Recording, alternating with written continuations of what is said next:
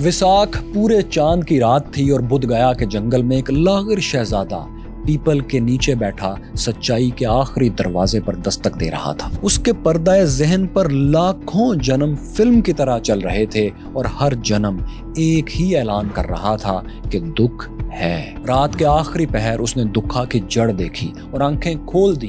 वो सदियों का राज जान गया था। उसे समझ आया कि ईंधन खत्म कर दें तो आग खुद ब खुद बुझ जाएगी और यही उसका निर्वाण था। टेक्सला के जंगलों में 999 कत्ल करने वाला गोली माला निकला तो उसका 1000वां शिकार बुधा था। बुद्धिस्ट माइथोलॉजी की कहानियां शानदार तो हैं, लेकिन ये सभी एक गहरे मानी की तरफ इशारा करती हैं, हकीकते वाकया की तरफ नहीं। आप एक बेबी बुधा, एक ढांचों वाला बुधा और एक स्माइलिंग मोटा ताजा बुधा क्यों देखते हैं? क्या ये तीनों एक हैं? क्यूरियस फेलोज में फैसल उड़ाइच। साल का चौथा महीना विसाख चल रहा था और सिद्धार्थ गौतम बुध गया में नरेंजरा दरिया के किनारे बूढ़े पीपल के तले आलती पालती मारे बैठा था। वो मारा शैतान को शिकस्त दे चुका था और अंदर से बहुत मजबूत हो चुका था। सिद्धार्थ गौतम का बदन दुबला, आंखें थकी हुई, मगर जहन जिंदगी के सबसे बड़े राज को जानने के लिए बेचैन था। उसने फैसला कर लिया था कि जब तक उसे हकीकत का पता नहीं मिलता, वो भूख, प्यास, मौसम के खौफ, अंदर के अंधेरे और बाहर के दुश्मन का कोई डर रास्ते में नहीं आने देगा। वो आखिरी जंग जीतने से पहले नहीं रुकेगा। बुद्ध माइथोलॉजी के मुताबिक विसाख की 15वीं रात, पूरे चांद की रात, सिद्धार्थ गौतम ने ये जंग जीतना शुरू की। रात का पहला पहर शुरू हुआ तो सिद्धार्थ के जहन में एक खुशगवार शफाफ रोशनी खुलने लगी। वो गहरे मुराकबे में चला गया। उसे निर्वाण मिल रहा था। इसी दौरान वो अपने पर्दाए ज़हन पर अपनी ही अनगिनत जिंदगियों को देखना शुरू करता है, जैसे उसी की फिल्म, उसी की जिंदगी की तवील तरीन कहानी चल रही हो। वो देखता है कि मैं फलां जगह पर पैदा हुआ था, मेरा नाम ये था, मेरा ख़ानदान ये था, ये खुशियाँ मैंने देखी, ये मुसीबतें मैंने झेली और फिर एक दिन सब ख़त्म हो गया। एक ज़िंदगी तमाम हुई, लेकिन कर्मों का साइकिल ख़त्म नहीं हुआ। इसके कर्मों ने एक और दिया जलाया और एक और जन्म हुआ। दूसरी जिंदगी शुरू हुई, फिर तीसरी, फिर चौथी। सैकड़ों जिंदगियां आईं और गईं, फिर हजारों और लाखों जन्म उसके सामने जहन के पर्दे पर चल गए। रात के इस पहले पहर उसे निर्वाण का एक हिस्सा, पहला इल्म, पिछली जिंदगियों का इदराक मिल रहा था।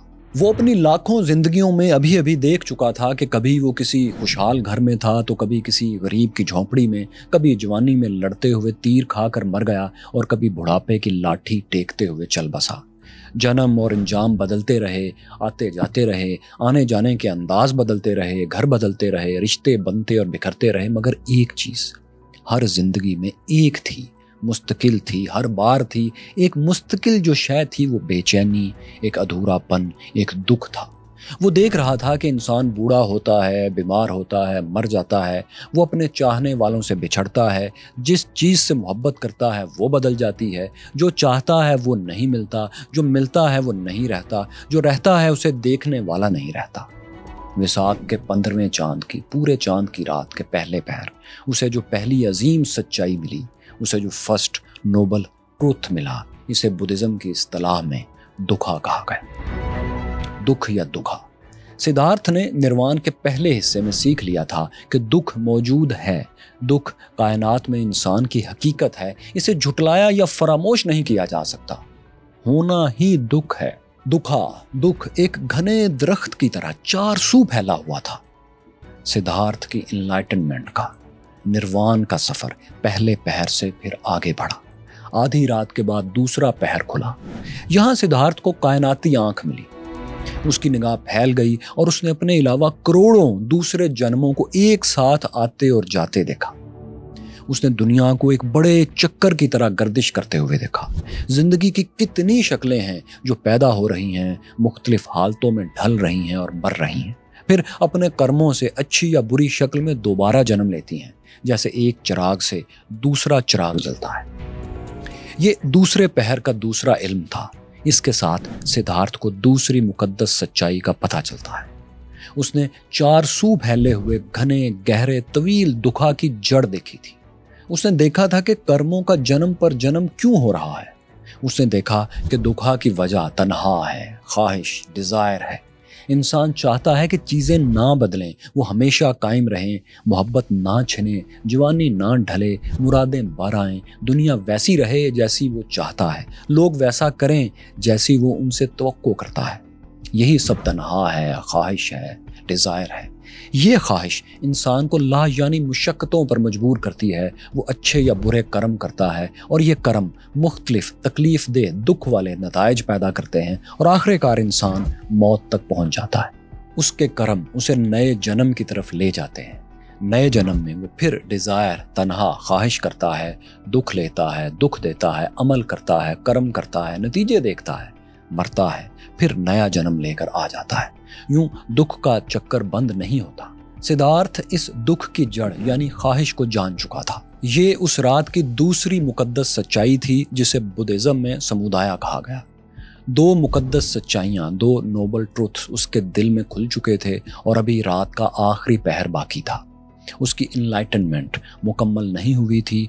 सोए हुए सिद्धार्थ का निर्वाण जारी था। रात के आखिरी पहर में जब उफक पर हल्की नीली सफ़ेद रोशनी अंधेरे को काट रही थी तो सिद्धार्थ का जहन गर्द से मुकम्मल पाक हो रहा था। सब पर्दे हट रहे थे। उस पर तीसरी मुकद्दस अजीम सच्चाई खुलने लगी। वो समझा कि अगर जड़ खत्म कर दी जाए तो दरख्त भी खत्म हो जाएगा। अगर वजह ही खत्म कर दी जाए तो नतीजा खुद ब खुद दम तोड़ जाएगा। जैसे आग तब तक ही जलाने की सलाहियत रखेगी जब तक जलने के लिए लकड़ी मौजूद होगी। अगर खुश्क लकड़ी ही नहीं तो आग कहाँ से आएगी? यानी लकड़ी जड़ है और आग उसका फल है। इसी तरह अगर तन्हा, डिज़ायर, ख्वाहिश खत्म कर दी जाए तो इसका नतीजा दुखा भी खत्म हो जाएगा। जीने मरने का लाखों साल का साइकिल तोड़ा जा सकता है, दुखा का खात्मा मुमकिन है। सिद्धार्थ को ये थर्ड नोबल ट्रुथ मिला जिसे बुद्धिज्म में निरोधा कहा गया। तो दोस्तों, इन तीनों सच्चाइयों का तसलसल कुछ यूं था कि दुखा हकीकत है एक आग की तरह। इसकी जड़ ख्वाहिशात हैं, डिज़ायर्स, और दुखा को ख़त्म करना मुमकिन है। जैसे ईंधन ख़त्म करने से आग बुझ सकती है तो डिज़ायर्स, तन्हा को ख़त्म करने से दुखा भी मिट सकता है। विसाख का पूरा चांद कब का ढल चुका था। रात का आखिरी पहर गुजर रहा था। तब गौतम को आखिरी चौथी मुकद्दस सच्चाई मिली। उसने जाना कि दुखा के चक्कर को तोड़ने का तरीका, सलीका और एक रास्ता है।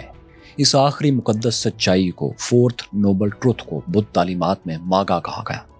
इसमें सिद्धार्थ को 8 तहों में एक रास्ता मिला जो इंसान को दुखा से निजात की तरफ ले जाता है। ये इबादत का मजमुआ नहीं था बल्कि जिंदगी गुजारने के 8 लॉजिकल प्रिंसिपल्स थे। सही देखना, सही नीयत रखना, सही गुफ्तगू करना, सही अमल करना, सही रोजगार देना, सही कोशिश करना, होशमंद रहना और यकसुई रखना। इन चारों मुकद्दस सच्चाइयों के हाथ आने तक रात का आखिरी पहर गुजर चुका था। सूरज अपना चेहरा और तपिश दिखाने लगा था।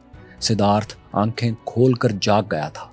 जागे हुए को बुद्ध, द अवेकन्ड वन कहते हैं, और सिद्धार्थ अब सिद्धार्थ गौतम से बुधा, जागा हुआ बन गया था। इसे निर्वाण मिल चुका था। धुंध छट गई थी। कायनात का अंधेरा खत्म नहीं हुआ था, मगर सिद्धार्थ के अंदर का अंधेरा हमेशा के लिए छट गया था। लेकिन अब इस पर लाजिम था कि वो उस मिशन को मुकम्मल करे जिसके लिए वो घर बार तज कर यहाँ आया था, यानी इंसानियत को भी दुखा से निजात दिलाए। उसने मुकद्दस सच्चाइयों के चिराग से बाकी दिलों को रोशन करने का फैसला भी कर लिया। उसने मौजूदा भारतीय रियासत उत्तर प्रदेश के शहर वाराणसी के करीब सरनाथ में डेरा जमा लिया।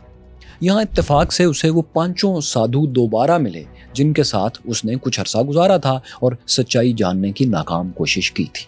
आप हमारी पिछली किस्त में जान चुके हैं कि वो 5 साधु सिद्धार्थ गौतम से बदगुमान हो गए थे क्योंकि बुद्धा ने उनकी सख्त कोशिश से खुद को अलग कर लिया था और एक बच्ची का लाया हुआ खाना खा लिया था, जिसके बाद गौतम इन 5 से अलग होकर चल पड़ा था। इन्होंने एक दूसरे का साथ छोड़ दिया था। तो क्यूरियस फेलोज, जब सरनाथ में बुद्धा का सामना उन 5 साबका साथियों से, साधुओं से दोबारा हुआ तो उन 5 ने बुद्धा पर जुमले कसना शुरू कर दिए। उन्होंने कहा, ये रहा वही गौतम जो अयाशी की जिंदगी गुजारना पसंद करता था, जो हमारी तरह सख्त जिंदगी का आदी नहीं था। लेकिन जब बुद्धा उनके करीब पहुंचा तो उन्होंने देखा, उन्होंने महसूस किया कि ये तो एक बहुत बदला हुआ इंसान है। इसने तो हम 5 के तंजिया जुमलों का कोई रद्द अमल ही नहीं दिया, जैसे ये उससे कहे ही ना गए हों। बुद्धा ने इत्मीनान से पांचों साधुओं को दुनिया की हकीकत, दुखों की जड़ और इसे खत्म करने के मुकद्दस राज समझाए। उसकी बातें सुनकर वो पांचों दंग रह गए। बुद्धा की तालीमात ने उनके दिलों की तारीकी भी दूर कर दी और इन्हें भी निर्वाण मिल गया। इसके बाद वो बुद्धा के होनहार शागिर्द बन गए और हिंदुस्तान भर में इसकी तालीमात फैलाने लगे। कुछ बरसों में हिमालय की ढलवानों में एक नया मजहब बुद्ध मत वजूद में आ गया और तेजी से फैलने लगा उस छोटे से एरिया। इस स्कूल ऑफ थॉट में कई राजे महाराजे भी शामिल हो गए, जिनमें मगध का राजा बिंबिसरा भी था, क्योंकि इसने गौतम से वादा लिया था कि अगर तुम हकीकत तक पहुंच गए तो मुझे आकर जरूर बताना, मैं भी हकीकत जानना चाहता हूं। सो बुद्धा ने अपनी तालीमात इस तक भी पहुंचाई और वो भी निर्वाण लेकर बुद्धिज्म में दाखिल हो गया। हुक्मरानों के अलावा इस नए मजहब में हिंदुस्तानी माशरे के पिसे हुए तबकात भी खिंचे चले आए। इसकी वजह यह थी कि इर्द गिर्द हिंदू मत के मानने वाले बहुत थे और वहाँ इंसानों को जात पात के दर्जों में तकसीम कर दिया गया था। सबसे ऊपर ब्राह्मण थे, फिर क्षत्रिय, फिर वैश्य और आखिर में शूद्र। लेकिन इन सब के बाद एक और पिसा हुआ तबका और भी था जिसकी कोई जात नहीं थी। ये अनटचेबल्स, अछूत कहलाते थे। बुद्ध मत ने इस जात पात की सारी तकसीम को हवा में उड़ा दिया, क्योंकि उसके लिए सब बराबर थे। हर इंसान अपने कर्मों से निजात हासिल कर सकता था, दुख के साइकिल से निकल सकता था, खा वो ब्राह्मण हो, खा वो शूद्र हो या अछूत। बुद्धिज्म में सब बराबर थे। यही वजह थी कि शूद्रों और अछूतों समेत धुतकारे हुए तबकात के लोग बुद्धा की तालीमात की तरफ खिंचे चले आते थे। हत्ता के पर्दा फरोशों, कस्बियों, डाकुओं और कातलों तक को बुद्धा ने निजात की उम्मीद दिलाई कि इन्हें मुक्ति मिल सकती है। बुद्ध मत में एक ऐसे ही कातिल अंगुलीमाला की माइथोलॉजी बहुत मशहूर है। ये टेक्सला के करीब गौशाला के घने जंगलों में फिरता रहता था और इसकी दहशत इतनी थी कि लोग रात तो क्या दिन में भी जंगल का रास्ता नहीं लेते थे। अंगुलीमाला भी एक लापतनाही चक्कर में ही दरअसल फंस चुका था, क्योंकि जब यह नौजवान था तो इसका असल नाम अमस्का था और ये अपने इलाके का बेहतरीन मजहबी तालिब इल्म था। ऐसा शागिर्द जिस पर उसातिज़ा रश करते थे। राजा और इलाके के बड़े सभी इससे बहुत उम्मीदें बांधे हुए थे, इसीलिए इसे वीआईपी तवज्जो मिलती थी, इसे बहुत प्रोटोकॉल मिलता था। लेकिन हुआ ये कि बाकी शागिर्दों और सबसे बड़े उस्ताद की बीवी ने इसके खिलाफ एक साजिश रचाई और मशहूर कर दिया कि अमस्का अपने उस्ताद को कत्ल करके इसकी जगह लेना चाहता है। बूढ़े उस्ताद को भी ये बातें इस तरह पहुंचाई गई कि वो भी धोखा खा गया। उसने अमस्का से जान छुड़ाने का एक प्लान बनाया। उसने होनहार तालिब इल्म को कहा कि मेरी मर्जी है कि तुम जंगलों में चले जाओ और 1000 मुजरमों और डाकुओं को कत्ल करके इनकी उंगलियां सबूत के तौर पर मुझे लाकर दिखाओ। शागिर्द हैरान तो हुआ कि ये क्या मामला है, लेकिन उस्ताद का बड़ा रुतबा देखते हुए सोचने लगा कि यकीनन इसमें कोई दानाई छुपी होगी, कोई हिकमत होगी जो उसे शायद बाद में समझ आए। सो वो ना चाहते हुए भी हुक्म की तामील में गौशाला के जंगलों में चला गया, जहां अक्सर डाकू वगैरह छुपा करते थे। शुरू में वो सिर्फ मुजरमों, डाकुओं और लुटेरों ही को मारकर उनकी उंगलियां जमा करता रहा, लेकिन फिर जब उसकी बेचैनी बढ़ती गई कि कब 1000 कत्ल पूरे होंगे और वो वापस जाएगा, तो उसने बेगुनाहों और मुसाफिरों को भी मारना शुरू कर दिया, ताकि जल्दी जल्दी नंबर पूरा करके वो वापस अपने मनपसंद काम, अपनी तालीम हासिल करने की तरफ लौट सके और इस गिल्ट से भी जान छुड़ा सके कि वो एक कातिल है और उस हिकमत को जान सके जिसके लिए उसके उस्ताद ने यहाँ उसके ख्याल में भेजा था। फिर एक दिन आया कि शहर वालों को जंगल के किनारे पर एक लाश मिली और ये 999 लाश थी। इसकी उंगली गायब थी और अब सिर्फ एक कत्ल बाकी था। शहर में बेपनाह खौफ फैल गया। पूरे शहर की तरह बुद्धा भी जानता था कि अभी एक कत्ल और अंगुलीमाला ने करना है। सो बुद्धा क्या करता है कि वो चादर ओढ़कर खुद गौशाला के जंगलों की तरफ चल पड़ता है।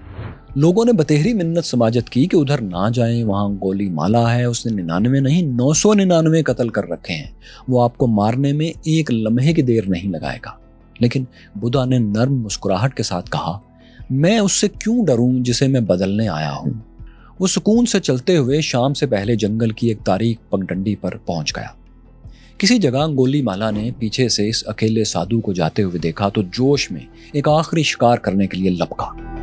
लेजेंड है कि वो पूरी रफ्तार से भागता हुआ बुद्धा की तरफ दौड़ रहा था, मगर पहुंच नहीं पा रहा था। हालांकि बुद्धा दौड़ नहीं रहा था, वो पुरस्कून अंदाज में अपनी मखसूस चाल ही से चल रहा था। अंगुलीमाला को लगा कि वो ख्वाब में दौड़ रहा है। क्योंकि पहुंच नहीं पा रहा। वो गुस्से में चिल्लाया, अबे ठहर जा, तू बचकर नहीं जा सकता, जाएगा किधर, रुक। लेकिन बुधा अपनी उसी धीमी रफ्तार से चलता रहा। अंगुलीमाला भागता रहा जैसे ख्वाब में भाग रहा हो। वो कभी भागता, कभी रुकता, कभी चीखता और फिर दौड़ते हुए पीछा करने की नाकाम कोशिश करता, मगर फासला था कि घटता ही नहीं था। वो बुधा तक पहुंचता ही नहीं था। आखिरकार एक जगह पहुंचकर वो हाँफने लगा और चिल्लाया, मैं कहता हूं तो रुक जा, तू रुकता क्यों नहीं? उसी वक्त बुधा पलटा। उसने अंगुलीमाला की आंखों में देखा और कहा, मैं तो रुक चुका अंगुलीमाला, अब तुम भी रुक जाओ। ये जुमला अंगुलीमाला के दिल पर बिजली बनकर गिरा। कातिल ने हाँफते हुए पूछा, मैं दौड़ रहा हूं, तुम चल रहे हो, मगर फिर भी मैं तुम तक पहुंच क्यों नहीं रहा? बुधा ने जवाब दिया, क्योंकि तुम बुरे काम की ख्वाहिश में जल रहे हो। ख्वाहिश की आग में भागने वाला ख्वाहिश से आज़ाद इंसान को नहीं पहुंच सकता। यह जुमला अंगुलीमाला के अंदर किसी शीशे की तरह टूट कर पेवस्त हो गया। वो कई साल से वाकई 1000 कत्ल करने की ख्वाहिश में, बुरे कर्म में, अपनी ही आग में जल रहा था। बेमकसद ख्वाहिश के पीछे दुख ले रहा था और दुख दे रहा था। उसने बुधा की बात सुनी और उंगलियों की माला उतार कर फेंक दी। वो बुधा के कदमों में गिर पड़ा और पूछने लगा कि मैं कैसे इस आग से निकल सकता हूँ? मैंने तो इतना खून बहाया है कि मेरे लिए तो हर रास्ता बंद हो चुका। बुधा ने जवाब दिया, जहां इंसान बदलने का फैसला करता है वहां से रास्ता शुरू होता है।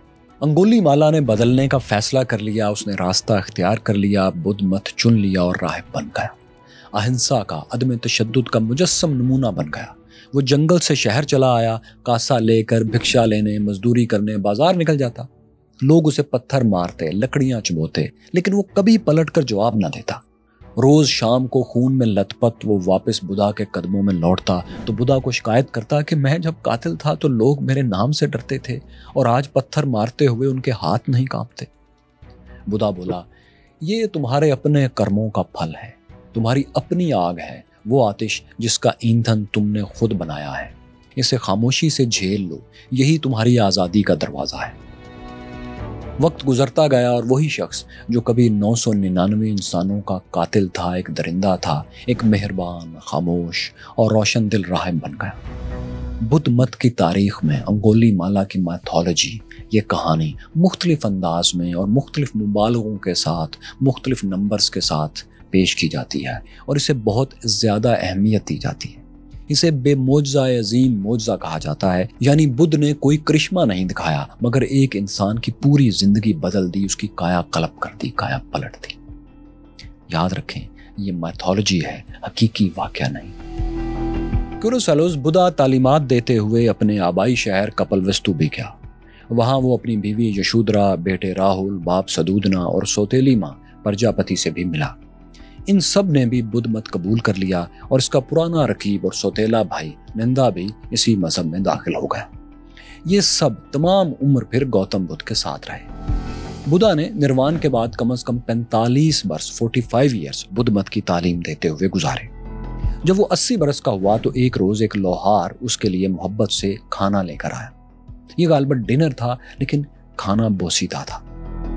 बुधा ने खाना खाते ही महसूस किया कि उसका जिस्म ये खाना हजम करने की तवानाई खो चुका है। उसने नकाहत महसूस की और अपने शागिर्दों से कहा कि मेरे जिस्म का काम मुकम्मल हो चुका। उसने अपने पुराने साथी आनंद को बुलाकर कहा कि जिंदगी की लय खत्म हो रही है, मैं परिनिर्वाणा में दाखिल हो रहा हूँ, यानी वो मुकाम जिसके बाद कर्मों का नया जन्म नहीं होता।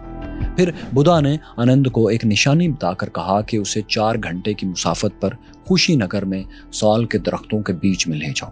वो ले गया। उस लम्हे बुधा के कुछ पैरोकार भी वहां जमा हो गए और उसकी जुदाई के ख्याल से रोने लगे। मौत से पहले बुधा ने अपने पैरोकारों को, अपने चाहने वालों को आखिरी नसीहत की। उसने कहा, जो कुछ भी जुड़ा हुआ है, मुरक्कब है, वो लाजमी जुदा होगा।